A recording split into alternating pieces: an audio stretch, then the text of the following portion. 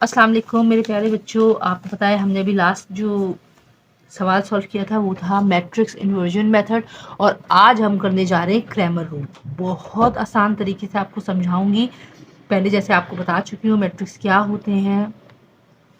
इसमें आपने सिर्फ ऑर्डर्स चेक करने हैं, एक्स वाई नंबर, ठीक है, नंबर यानी constant, X Y constant, X Y constant. Clear.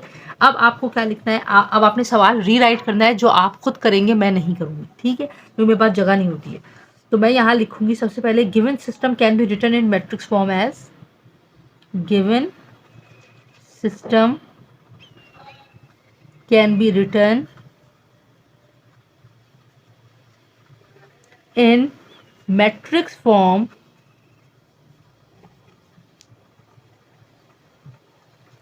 as, अच्छा ये थोड़ा मैं इधर कर लूं, ठीक है, ऐसे कर लेते हैं, सही है। ये जी सॉल्यूशन हो गया, यहाँ पे से हम सॉल्यूशन कर रहे हैं। अब मैट्रिक्स फॉर्म में हम कैसे लिखेंगे, हमें पता है एज इट इज, अल्फाबेट छोड़ दें, नंबर उठा लें। मैट्रिक्स हमेशा रेक्टेंगुलर फॉर्म में लिखा जाता है। एज इट इज नंबर उठेगा साइन के साथ, 2 और 3 दोनों पॉजिटिव है, जरूरत नहीं है। -4 है तो माइनस भी आएगा और y का कोई कोफिशिएंट नहीं है, मतलब 1 है। उसके बाद जो भी अल्फाबेट इनसे मल्टीप्लाई हो रहे थे वो आप ऑर्डरली लिख लें, पहले x लिखेंगे देन y लिखेंगे, is equal to constant values लिखेंगे जो है 14 और 28। क्लियर। अब आपने क्या करना है, बहुत ध्यान से मेरी बात सुने। हमें पता है कि ये है a, ये है x और ये है b, तो हम यहाँ बताएंगे आपको कि let a is equal to 2 3 -4 1, x is equal to X Y, basically जो हमें मालूम करना है according to Cramer rule, and b is equal to यानी कांस्टेंट वैल्यूज 14 और 28। सही। और हमें पता है कि फॉर्मूला क्या होता है, ए एक्स, ये रहा ए, ये रहा एक्स, ये ए एक्स के बीच में कोई साइन नहीं, मल्टीप्लाई है, यहाँ पे भी मल्टीप्लाई है, इज इक्वल टू बी यानी कांस्टेंट वैल्यू, और एक्स क्या है, ए इनवर्स बी। हमें x मालूम करना है, a मल्टीप्लाई हो रहा है, इधर आके डिवाइड हो जाएगा तो उसकी पावर है 1, 1 जब ऊपर जाएगा तो हो जाएगा -1, जिसको आप मैट्रिक्स में इनवर्स कहते हैं, ठीक है। हमें a इनवर्स मालूम करना है। तो अब हम क्या करेंगे, अब यहाँ हम a इनवर्स का कोई हम मैट्रिक्स इन्वर्जन मेथड नहीं कर रहे कि हम पूरा a इनवर्स का फॉर्मूला लगाएं कि adjoint a upon determinant a, no. हमें क्या करना है, हमें सिर्फ और सिर्फ डिटर्मिनेंट मालूम करना है पहले इस मैट्रिक्स का। क्रैमर रूल और मैट्रिक्स इन्वर्जन मेथड में ये फ़र्क है कि क्रैमर रूल ज़्यादा आसान है। क्रैमर रूल में आपने डायरेक्ट, आप पहले डिटर्मिनेंट मालूम करें, डिटर्मिनेंट ऑफ ए यानी पूरे मैट्रिक्स ए, मैट्रिक्स ए का जो डिटर्मिनेंट वो मालूम करने जा रही हैं आप, जो है 2 3 -4 और 1। ये कभी भी 0 के इक्वल नहीं आना चाहिए, क्योंकि अगर 0 के इक्वल आया तो फिर सब खराब हो जाएगा, ठीक है मेरे बच्चों। हम क्या करते हैं, फर्स्ट क्रॉस और सेकंड क्रॉस के बीच में नेगेटिव साइन लगाते हैं और दोनों होते हैं मल्टीप्लाई। फर्स्ट क्रॉस मल्टीप्लाई होगा 2 और 1, बीच में माइनस साइन आई, 3 और -4, ये सब हो रहे हैं मल्टीप्लाई, ठीक है। तो आंसर आया 2 1 ज़ा 2, माइनस और माइनस प्लस, 3 4 ज़ा 12 और ये आ गया जी 14। क्लियर हो गई बात। 14 आया, आपने बताया जी 14 नॉट इक्वल टू 0 है, फाइन, अल्हम्दुलिल्लाह। अब हमें क्या करना है, इसका फॉर्मूला अप्लाई करने से पहले आप डिटर्मिनेंट A1 यानी कॉलम 1 का ये आप मालूम करेंगे। अब आप कैसे मालूम करेंगे ये मैं आपको बता रही हूँ, बहुत ध्यान से सुनिए। ये आपने डिटर्मिनेंट की साइन लगाई, 1 का मतलब है फर्स्ट कॉलम। फर्स्ट कॉलम आप ये नहीं लिखेंगे जो आपने सवाल में दिया हुआ है, कॉलम की जगह जब आप यहाँ A1 लिख देंगे तो आप मैट्रिक्स B जो भी होगा वो आप लिखेंगे, 14 और 28। कॉलम ए आपने चेंज कर दिया है 1, यानी A1 आपने चेंज कर दिया, ए का फर्स्ट कॉलम आपने चेंज कर दिया, चेंज में आप क्या लिखेंगे, बी कांस्टेंट वैल्यू, और 3 और 1 अपनी जगह पे एज इट इज रहेंगे और अब इसका डिटर्मिनेंट निकालेंगे आप।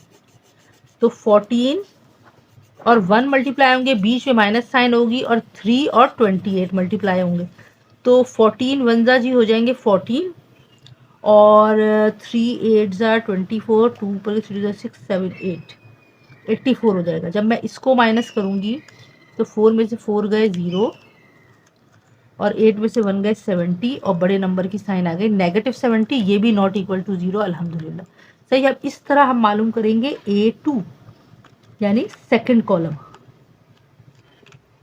अब हमें क्या करना है, फर्स्ट जो कॉलम है उसको बिल्कुल भी नहीं छेड़ना, यानी 2 और -4 एज इट इज रह जाएगा, और जो सेकंड कॉलम है उसकी रिप्लेसमेंट में हम क्या लिखेंगे, बी है 14 और 28, और इसी तरह इसका भी डिटर्मिनेंट मालूम करेंगे। तो डिटर्मिनेंट मालूम करने के लिए 2 मल्टीप्लाई होगा 28 से, बीच में माइनस साइन, और 14 मल्टीप्लाई होगा -4 से। ठीक है, तो 28 को जब मैं मल्टीप्लाई करूंगी 2 से तो आंसर आएगा मेरे पास 56। ठीक है, और ये माइनस और माइनस होंगे प्लस, और 14 फोर भी होते हैं 56 मेरे ख्याल में। यस, इन दोनों को मैं प्लस करूंगी तो आंसर आएगा 112, और ये भी नॉट इक्वल टू 0 है। सही है, क्लियर आपको दिख रहा है, अल्हम्दुलिल्लाह। ठीक है मेरे बच्चों, अब हमारे पास हमने A1 और A2 दोनों मालूम कर लिया। अब हम जा रहे हैं फॉर्मूला फाइंड करने।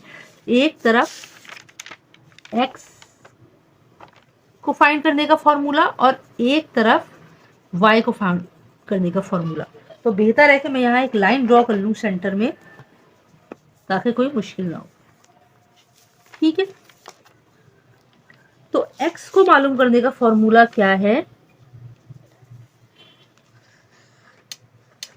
A1 अपॉन A, यानी determinant A1 upon determinant A, और y का फॉर्मूला क्या है, A2 यानी determinant of A2 bye determinant A।